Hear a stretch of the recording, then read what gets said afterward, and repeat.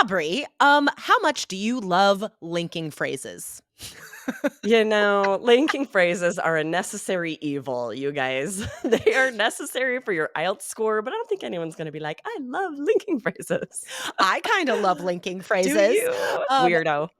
Today, guys, we are going to talk about formal linking phrases in an answer to a student's question. And on Friday, we're going to do informal linking phrases. So we have a little series this week.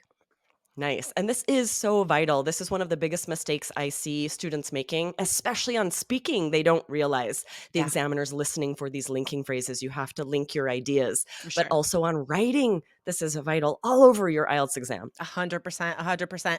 I think when students start learning from us, either in our course or on the podcast, they realize how important linking phrases are for their score. And that one thing can help increase scores.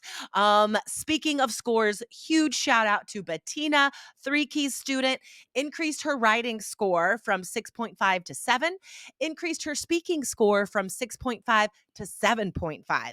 And I can promise you that part of this is using the right linking phrases to organize your ideas. You have to do this, guys. Yes, absolutely. Every now and then students will just say like, "Why am I not getting these speaking writing scores?" It's hard to know without hearing a sample of your speaking, Sure. without seeing your essays, but we can almost guarantee for all of these students, even without seeing what you guys are writing, how you're speaking, the one thing that could be missing is linking phrases. 100%. So thank you to subscriber A Nest who wrote us this question. How important are linking words and which are the most important, most effective, and usable? And there was a second part of the question about listening. And let's tackle that listening question as sort of a bonus at the end of All right. today's episode. But let's answer Stick this. around so you don't miss it, guys. Yes, That'll be let's good. answer this first one about linking words first. So, how would you answer that?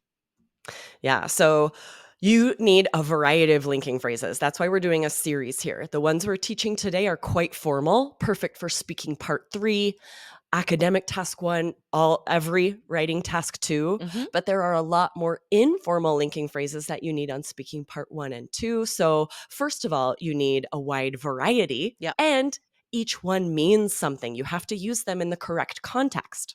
Exactly. So, um, this person asked, like, which are the most important? You need a variety. Okay. So that's why it's so important to listen to today's episode and Friday's episode so you can see the variety because we need linking words for all the different purposes, right? Time, comparing, contrasting, adding ideas, giving examples. And not only do we need specific linking words for all those different ideas, but we need both formal and informal for those different ideas. So we can't just give you like 4 linking phrases and be like, Yeah, okay, off to band 7 with you. Uh, so, exactly. so listen up today. Definitely take notes today and in the next episode, guys.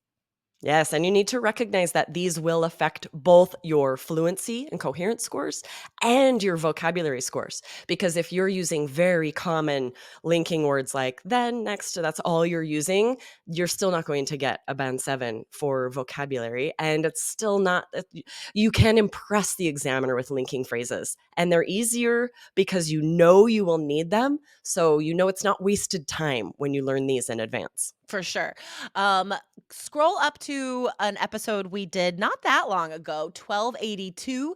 It's called Meanwhile, Get Band 9 Linking Words. So that's a great episode, guys, for very specific linking words, meaning like at the same time, right? So definitely scroll up, 1282. Meanwhile, Get Band 9 Linking Words. Listen to that one after you listen today. So let's get to this, guys. Formal linking words. These are for speaking part 3, writing task 1, and task 2. So, as I mentioned earlier, we want to organize these by their function, right? So, the first type of linking words that you need are for time, chronological order, right? First and then next.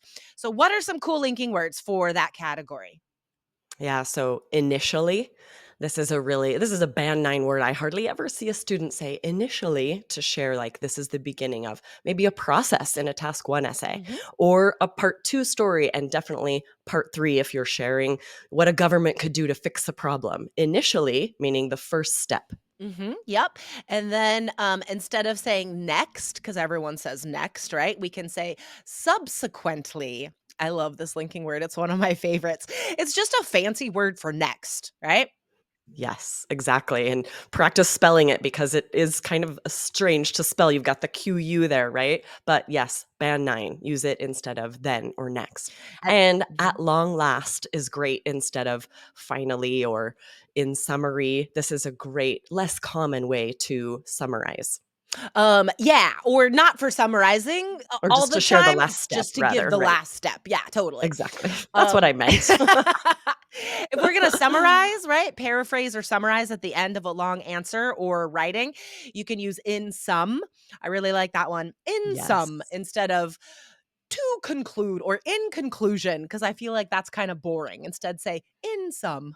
I All love right. that, Now, yes. when we're comparing, contrasting, what linking words can we use here?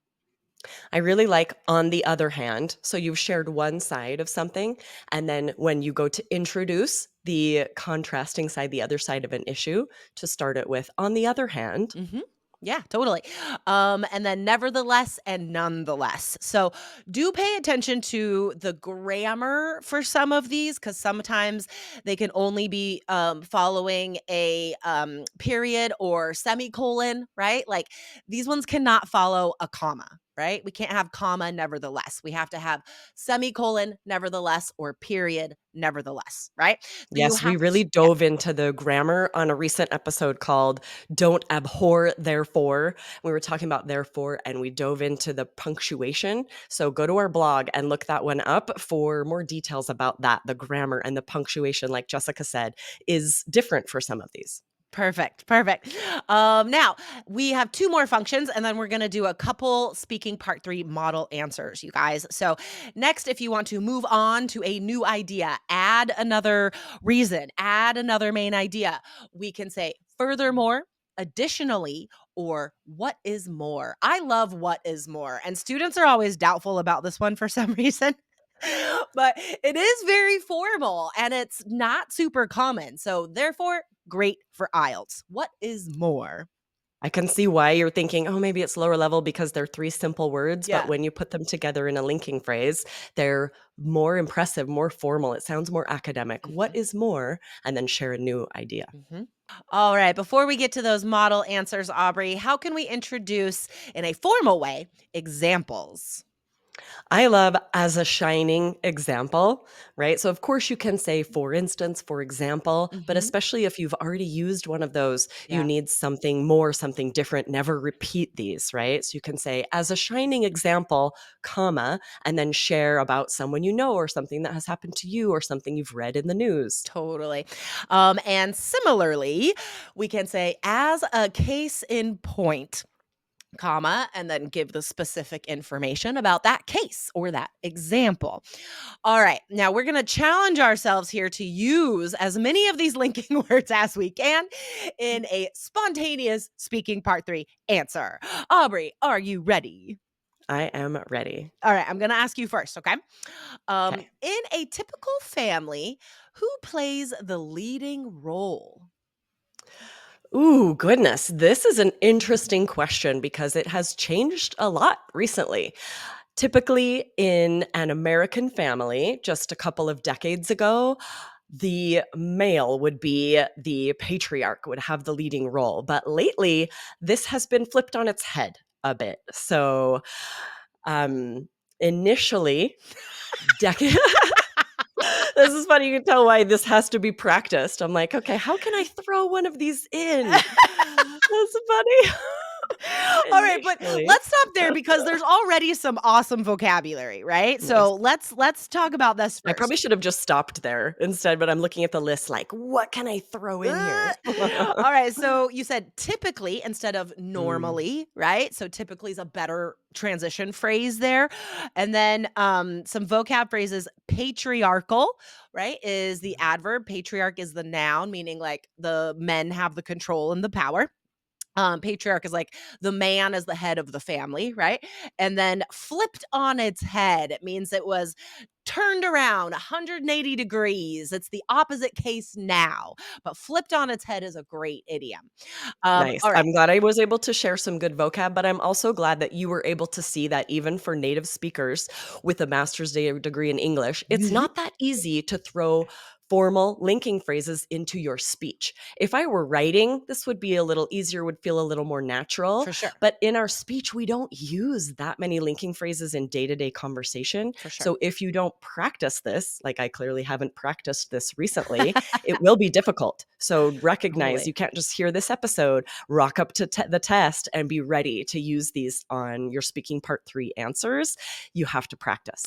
Yeah, I actually ask students to write out speaking part 3 answers so they can give That's a great themselves idea. time to think about how to organize it and what linking words to do. Like, that's the first step. You know what I mean? Like, practice slowly by producing it through writing and then read those answers out loud and slowly work up to the point where spontaneously you are able to remember and use these fancy linking words in speaking part 3. Okay, Absolutely. let me see if I can Ready do for it. you. All right, you Let's see if you ask can me a do a better question. job. I've set Ooh, the bar pretty low, Jess. We'll see your how you do. answer was great. Okay. Good vocab, good vocab. Linking phrases? Okay, here we go. Where is the best place to raise a family? Oh my goodness. Well, I mean, there's advantages and disadvantages no matter where you are, right? So if you're in a small town, for instance, let's take Gresham as a case in point. It's a town really near me. It's a small town, so I think it's safer, right? The security for letting your kids be outside is more assured.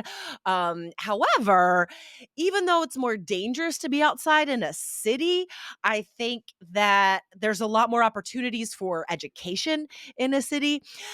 Additionally, cities just are more vibrant and full of life. So I think kids learn more about the world being in a city as compared to a small town. Ooh, so good. I'm furiously writing notes.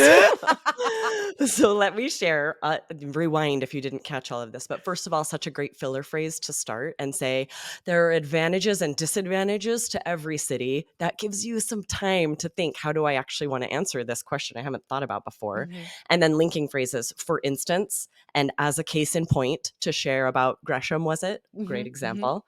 And then I want to highlight, she said, however, which we didn't teach in the episode. This might come to you more naturally. You're used to using however as a linking phrase. Nothing wrong with that. Yeah. But if you need another one, don't repeat that and instead throw in nonetheless, nevertheless, one of these other contrasting ones. Mhm. And then additionally, and so I can't read my handwriting for the next one. I was staring at the list while I was talking out loud. That's another So thing good. you guys can do to practice, right? Keep the list of the stuff you want to say in front of you and stare at it while you're practicing out loud. All right. So before we get to today's takeaway, guys, I want to quickly answer this listener's other question. Besides the linking words, this person asked, "How may I prepare best for listening? I had a hard time in the test and I can't understand anything." Um, Oof, that sucks, I feel right? you. That's yeah. So listen to more English, listen to stuff with transcripts, watch things with subtitles. Start with a helping hand where you can read at the same time you're listening, and then work up to turning off those subtitles, right? But to get better at listening from that point, you have to listen to a lot of English. That's it. You just got to do it. All right. So the Yes. takeaway today, guys, is you definitely have to prepare a lot of linking words, right? Because we need formal and informal. We need linking words for all different functions for speaking and writing. So listen to today's episode a couple times and come back on Friday when we share informal linking words. Awesome. We'll see you guys Friday for part 2. You do not want to miss it. Awesome. Bye, Aubrey. Bye.